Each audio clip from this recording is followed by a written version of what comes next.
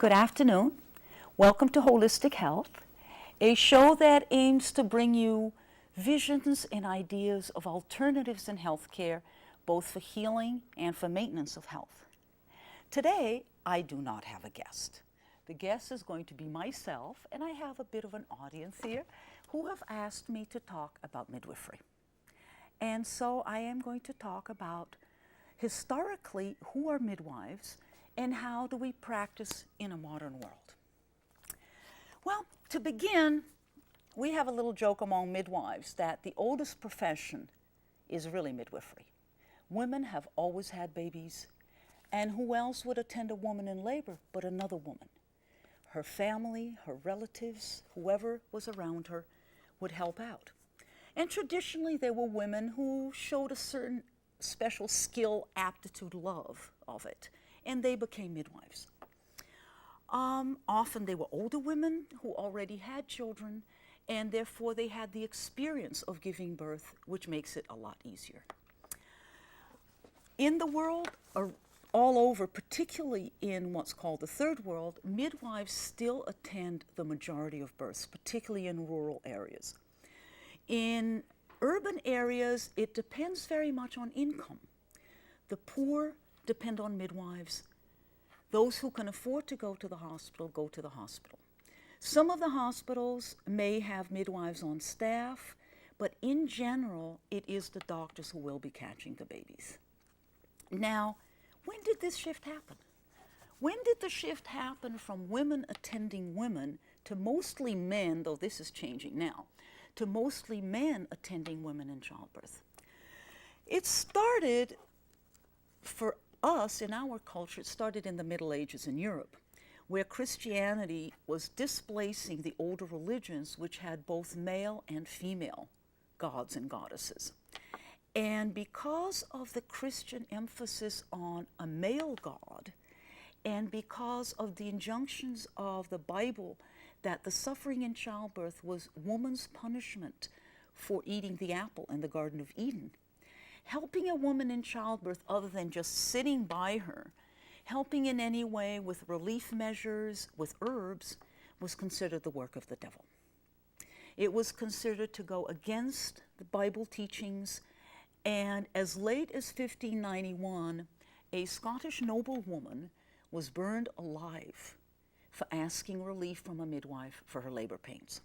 Now, this today seems really barbaric because what is happening a lot today is that an excess of drugs is being used in the hospitals, which is where midwifery has found a resurgence.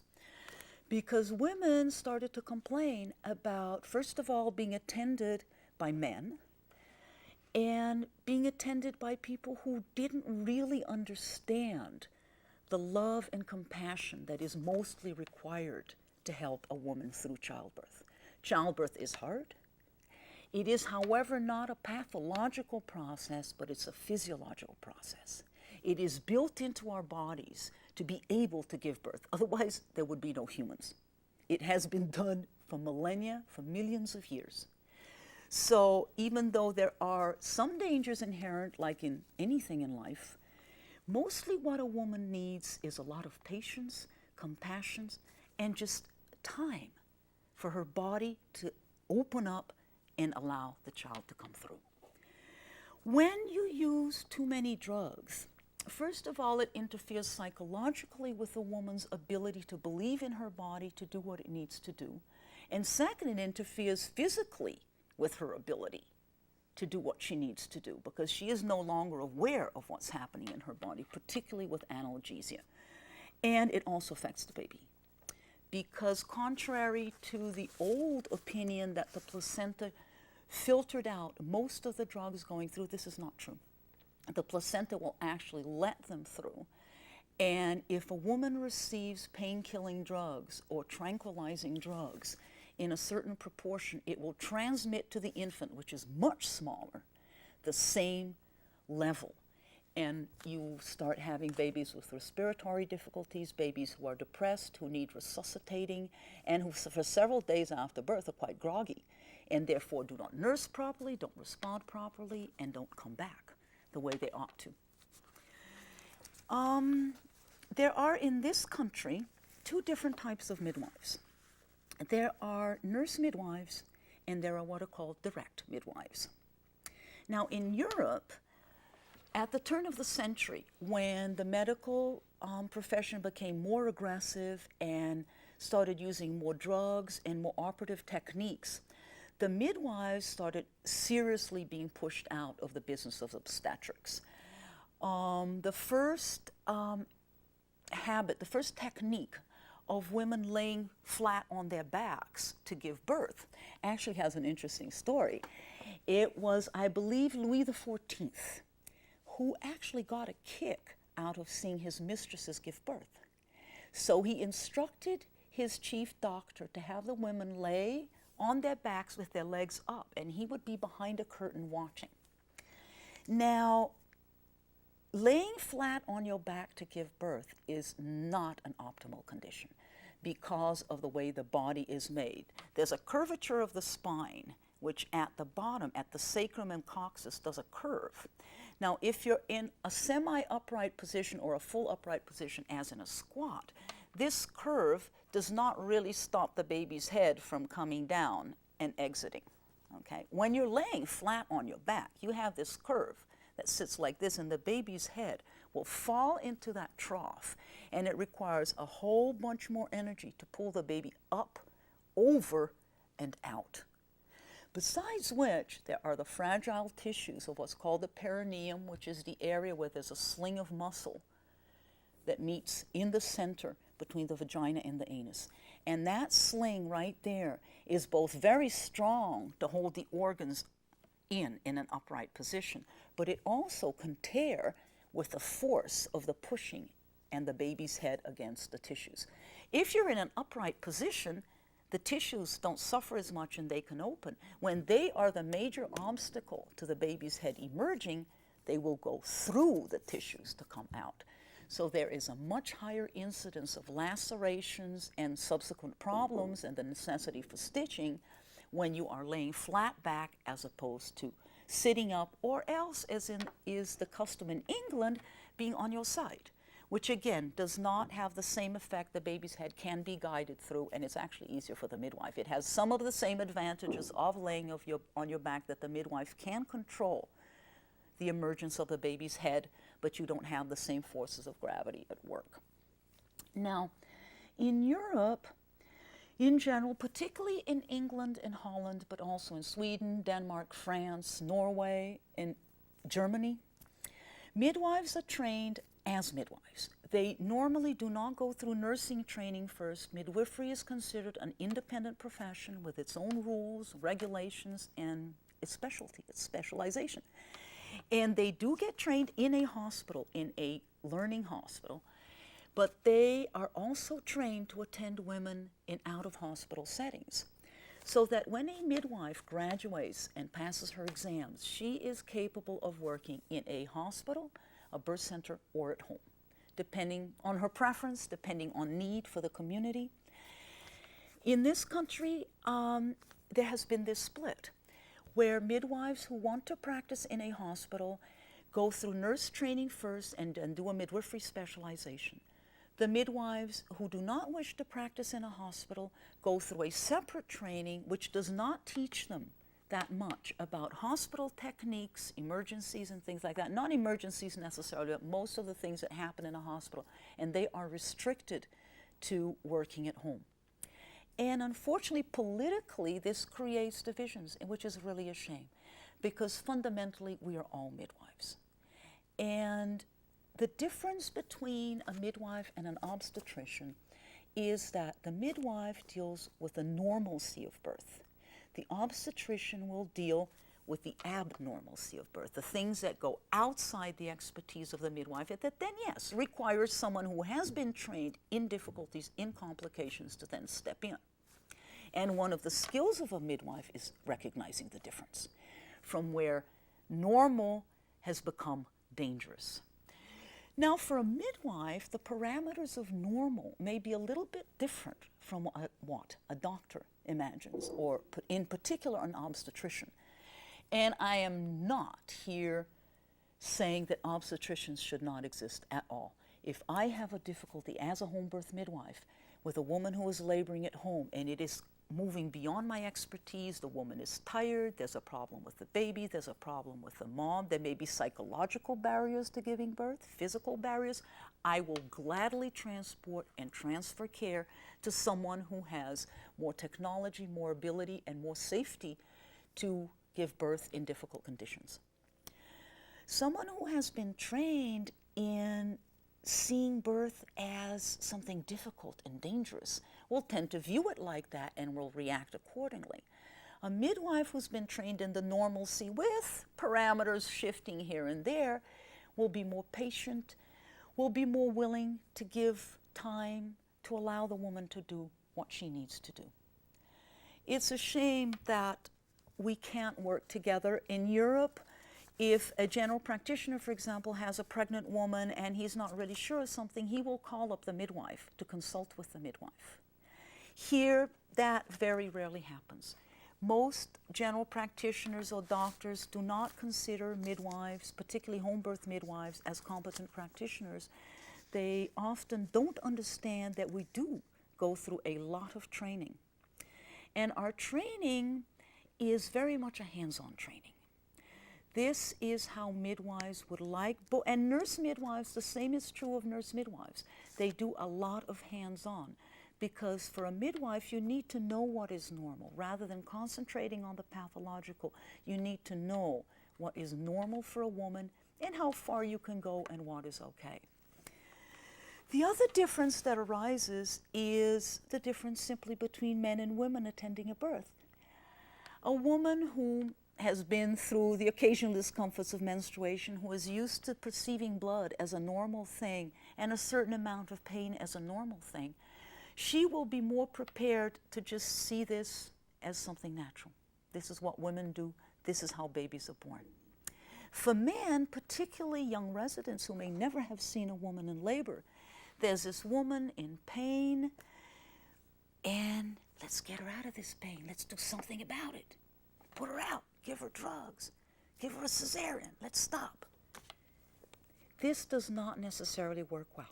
There are times when a cesarean is essential.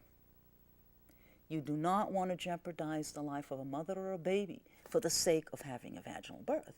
That would never make sense. And we as midwives are very grateful that hospitals are there to attend the women who are not doing well at home. And the same is true of birth centers that have arisen as a medium between home birth and hospital. And when I was in training in Britain, the head matron of the midwifery training hospital, she said that the reason for having completely separate buildings, which is the rule in England, at least it was 25 years ago, was for the maternity hospital to be a completely separate building quite far away from the general hospital. And the midwife said there were two reasons for that: infection and philosophy. In a general hospital, in spite of the best precautions, the germs travel up and down the ducts. They travel on people's clothes, and the likelihood of the babies coming down with infections is much higher. The other reason being philosophy, in that a hospital is for sick people, and a pregnant woman is not sick. She is undergoing a natural process. Yes, that needs attention and care and supervision, but it is not an illness. When you put pregnant women, normal, healthy pregnant women, in a hospital, the mindset of pathology is already there. Oh, let's see what's going to go wrong. Is something going to go wrong? Recently, somebody said something which is very interesting. A woman in a hospital needs to prove that she can give birth normally. At home, she needs to prove that she can't. She needs to be at the point where, okay, this is not happening, let's go in. In the hospital, it is almost assumed that something may go wrong. Besides which, when your training has been to forestall and deal with complications, you are more likely to find occasions to use your skills rather than just standing by. Which, by the way, is what obstetrics originally means. Obstare in Latin means to stand by.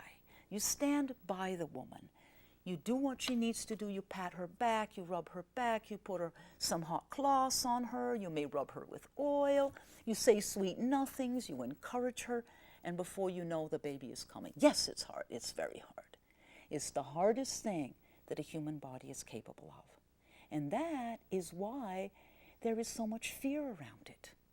Between an old-fashioned repressive morality, which sees women's sexuality as unclean, as dangerous to the male energy, then all of these things will be exacerbated during birth, which is the culmination of sexuality. Some people don't see this continuum. We start with sex, you become pregnant, and then you have a baby. It is actually the same hormones working throughout. Recent studies by a very famous French doctor who started a natural birth clinic in France in Pithiviers, Michel Audin. He's very well known. He's now working in London, and he has the Primal Research Institute. And he has been doing studies on the hormone oxytocin, which, as you may know, is one of the artificial hormones that are used as an IV to induce labor in women who are late or who have chosen to have their baby at a certain date. This same hormone acts during sex, both in women and in men. It is found, they're beginning to call it the love hormone. Simply during birth, it is much more intense and in much larger quantities, because the same contractions that a woman perceives during orgasm are the same contractions by the same hormone that will expel that baby. Interesting, huh?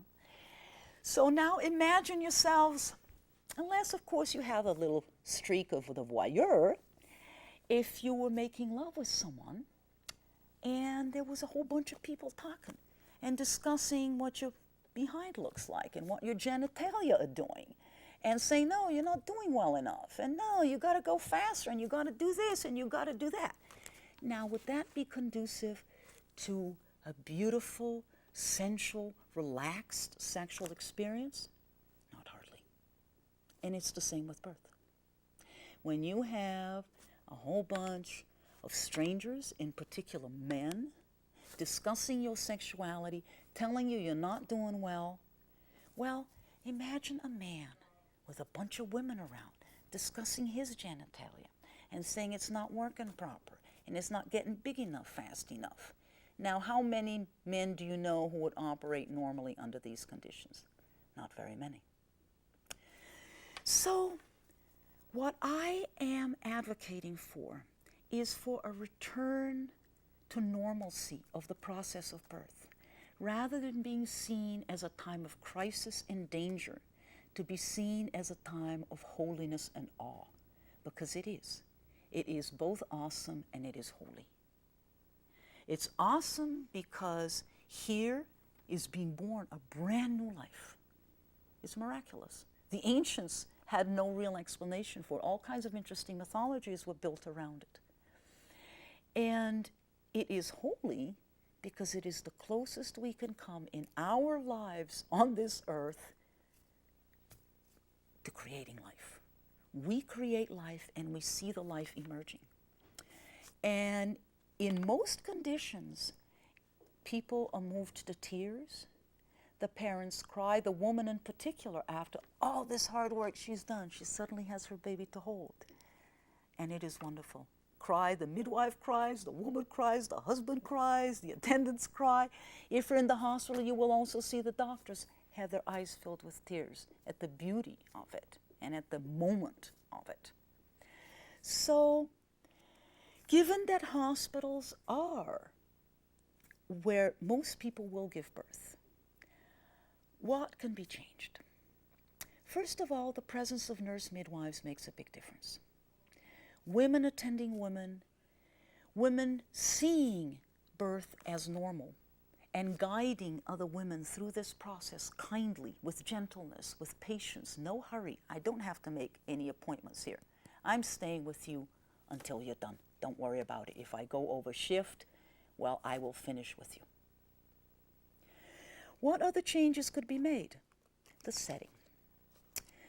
In Pithiviers, as I was saying, one of the things that Michel Audin, who was the head of the hospital, he wasn't in particular an obstetrician, but when he was put in charge of the obstetrical unit, he started doing a lot of research. And he discovered these primal objections to having bright lights, strangers, a bunch of machinery, all this technology around. It's just scary. So what did he do? Very simple. He constructed a large room with dim lights, lots of pillows, big comfortable bed, all the machinery, everything behind closed doors. So the woman is not affected by the thought, oh, I'm going to need all of this. Oh my God, what if I can't do it? I'm going to need this and I'm going to need that. Oh, there's the drug ready. The woman can just do her thing, so to speak. Should something be necessary, it can be pulled out quickly. But if it's not necessary, she is allowed to be there with her husband, a midwife, and the doctor if necessary. Sometimes it is just the couple, the laboring couple, and the woman. When I say laboring couple, I include the man because he is the other half of this, so it is the woman who has grown the baby and who is giving birth to the baby. The man has been there kind of from the beginning, and many men actually feel the birth pangs and they feel the nausea. This is anthropologically a well-known phenomenon in many societies, that the men go through some of the changes that the women go. And the man's presence in labor for the women is usually very comforting. In some cultures where this is not the custom, the women actually feel nervous about having the man there. But in our culture, the women, where we are thrown more onto the nuclear family, the man and the woman are the basis of the society as opposed to a larger extended family with female relatives. The woman does like to have the man there. And it is almost as if they're doing this together. And the midwife stands by, she gives a few instructions, she encourages, she's a guide. But she is not the one who delivers the baby. She catches the baby, and there is a difference. It's the woman who delivers the baby. She's doing all the work. The rest of us may get tired from all this time, but she's the one who suffers and she's the one who does the work. And it is up to us to stand by, to be kind and loving and gentle and help her through this process with a minimum of trauma and a minimum of interference. Meddlesome midwifery is a term that I learned in Britain, and it basically applies to interfering too much with this natural process and hindering it rather than helping. As long as things are progressing at a certain pace and the baby is doing well and the woman is doing well, there is no reason to be panicked. There is no reason to worry. It is just a matter of being patient, as I keep saying. I think this must be the third time I said patience, because that is an essential quality. And I will tell a little anecdote of when I went into training in Britain. I had been a student in anthropology, and when I applied to the training schools in Britain, I was refused at one of them because I had university education. And the reason was that they said I would be too much like a doctor. I would be too cerebral. I would be in my head, wanting to do things, wanting to interfere, rather than calmly sitting there and taking it easy, just being patient. I don't necessarily agree with the view that you can't be cerebral if you're a midwife, but I do agree with the view that too much in your head will interfere with your body functions. And this is also true of women. And if you think of sexuality, if you're thinking about your shopping list or the fight you had yesterday or where the kid's got to be picked up, you can't move into your body and let your body do what it needs to do. So for those of you who are out there, pregnant, thinking of who you should have your baby with, consider a midwife, either in the hospital or out. And you may find that you have an awesome, moving birth experience that you will never forget. And so I say thank you very much for listening in today. This is Maria Kadasha with Holistic Health, and I wish you a very lovely week. And next week, I am having someone who is going to talk to us about a conference here in town, a hands-on conference of hands-on massage and therapy. And until then, I wish you well, and I will see you next week.